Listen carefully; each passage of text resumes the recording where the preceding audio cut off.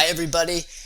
Today I want to focus on what I think is a really hard thing to do, giving and receiving feedback when it comes to writing. Up to this point we've mostly talked about how to get those words on the page, different ways to structure and organize your work, what to be aware of when it comes to your tone, how you're connecting with your readers. But now let's pretend, okay, I have a draft. And now I'm going to share it with someone to try and make it stronger. That's what we all need to do as writers, is to be able to share work, to receive feedback, and also get really good as editors. Because when you develop that editorial eye, you can then apply it to your own work and begin to self-edit your work and make corrections and improvements all on your own.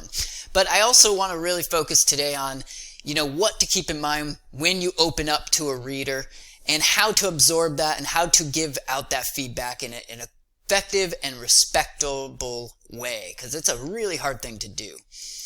So, how to begin?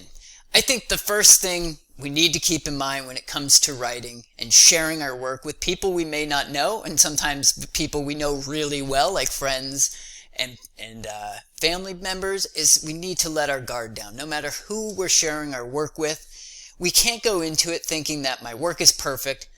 I don't really need to share it with anybody. There's always room for improvement. And when you get more comfortable doing this, I think you'll be amazed at how much you get from outside readers. Think about it. They're coming into your work with a totally different set of eyes, different ideas, and they're bound to catch things that you would not have considered on your own. That's just a fact across the board. Doesn't matter if you're a professional writer or just starting out in a beginning level composition class. An outside reader can always help you see your work in a different light and give you ideas on how to improve it. So first, though, we need to let our guard down and go into it knowing that, there will be ways that I can make this paper better. It's not perfect the way it is, so I'm going to open up and share this, but I'm going to let my guard down and let the feedback come. So let's just, number 2, I put help your editors. So let's put ourselves in that beginning stage where I'm about to share my work with a reader. I want to help them a little bit. They'll come up with things on their own that I probably wouldn't have considered, but I also want to show that I have ownership of my work, and I want to give them a sense of what I want them to zero in on the most, maybe sections of my paper that I feel are weakest or that I need the most help with, or just parts that feel a little clunky or messy that I want some extra feedback on. When you can give this kind of heads up to your editors, they can then go into the editorial process with a clear vision of what you have in mind and what you need some extra hand-holding with. And that can really make the peer review process a lot more effective and useful for both parties involved. And then I put up here number 3 is the last step. All right, I've received feedback from my readers. Now I need to process and synthesize it.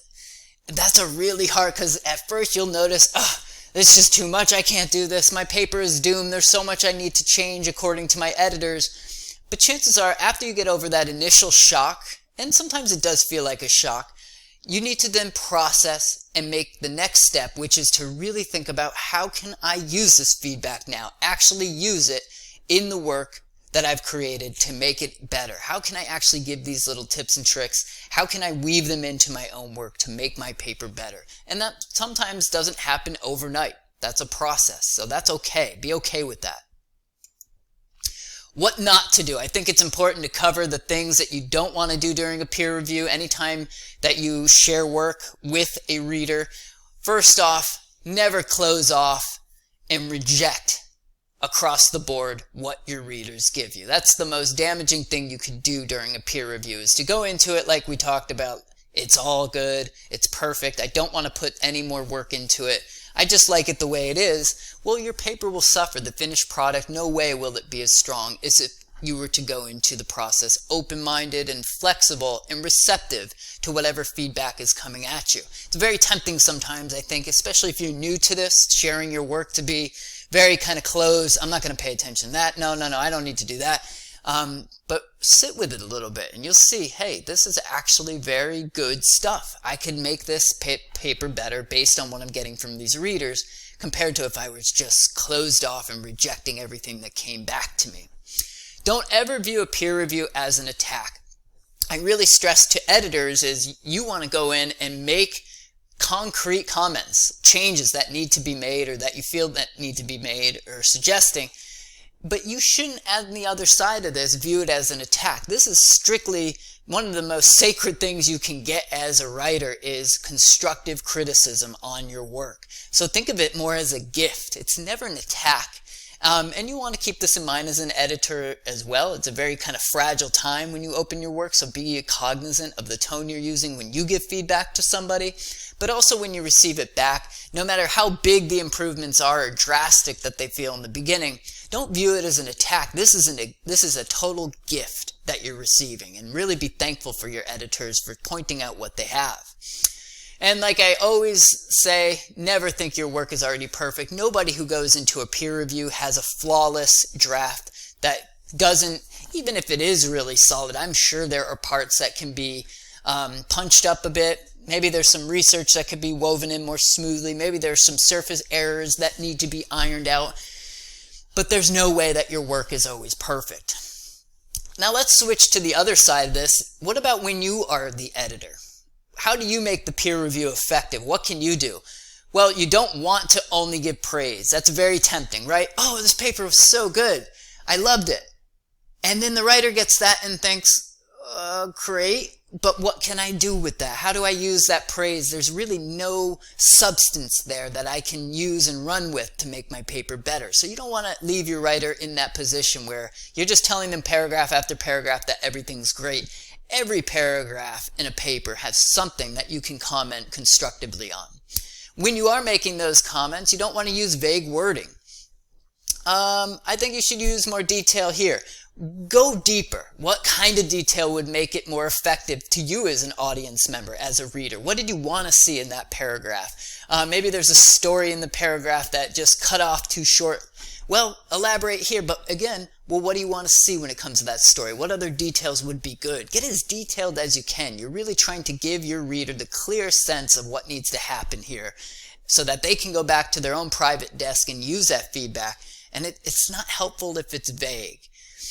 And then the last thing I put up here is you never want to just focus on the surface. I think it's tempting, if, again, you're new to peer reviews, to think that, oh, the only thing I'm looking for as an editor are the surface errors, the run-ons, the fragments, the comma splices, the spelling errors, the capitalization errors. Yes, that's part of a peer review, and that is part of the editorial process, and you'll want to show your readers where they need to fix some of those, surface things, but that isn't the only part. You want to really do a deeper dive as a solid editor and show them those macro issues, the organization, the amount of research, the type of research that's woven in, how it's woven in, the stories they're using, how they're connecting with readers emotionally, logically, ethically. Think back to those 3 appeals. Is it a good balance throughout the paper?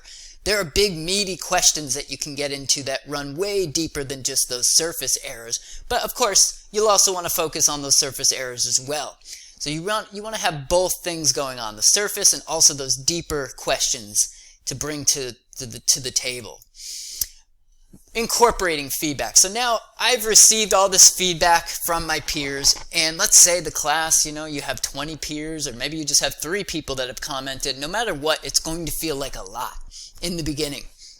Oh my God, I just got this and this and this and this. So the first suggestion I have is to let it sit for a little bit. You want to get over that initial shock, and don't think that you receive that feedback that minute, that you have to make all those changes the next minute. You have to kind of make sense of it first. You have to sit with it, think about it for a little bit. I know that when I've done peer reviews as an undergrad, that was probably the biggest thing that I wish I had done differently, is I used to think I had to be the Tasmanian devil and be in a fast sprint. Okay, I got the feedback and now I just have to boom, boom, boom, boom, boom, boom, boom, make all the switches really quickly. I think it's a much more effective way to just sit with it, be slow, think about the feedback you received, and then I put up here in the middle to be open-minded and experiment with it. Okay, I like that suggestion. That sounds good. Now I'm going to just try out something. Maybe I'm going to do this paragraph differently, or maybe I'm going to reorganize my paper, or maybe I'm going to add another story here. I don't know if that revision will work or get up to the point, but my guess is when you're experimental and when you're open-minded, that's when the real magic happens. That's when the quality of the paper goes up, because you're willing to take risks. You're receptive, you're open to the feedback, and now you're actually using it instead of just kind of dismissing it not taking it seriously, or just doing kind of that surface polishing. And the last thing I put up here is use what helps you most. When you're in a peer review, some things will help more than others. Let's put it that way. There may be some people who give you feedback that, man, that really made me think about that section of my paper differently. I'm actually excited to dive back into that section and use this feedback. And then, inevitably you'll get pieces of feedback that, I don't know, that just doesn't feel right.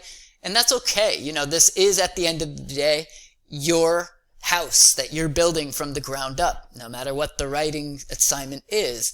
So it doesn't mean that just because you got feedback from everybody that you have to use every single bit and piece of it. But again, I really want to stress that you're open-minded, that you're experimental, and that you're receptive to that feedback. And that when you're giving that feedback, you're as detailed as possible. Never use that vague statement, and never just focus on the praise. The whole point is to give constructive criticism. So hopefully this presentation just gives you some ideas on how to get rolling with peer reviews. I know it can be very daunting, very intimidating, scary at first. But again, it's just a part of the writing process. And when you get more comfortable with it, I think you'll see that it really is a gift to have readers who are taking your work seriously and giving you that feedback. Now, hopefully you have some ideas on how to use it most effectively. Good luck, everybody, and please let me know if you have any questions.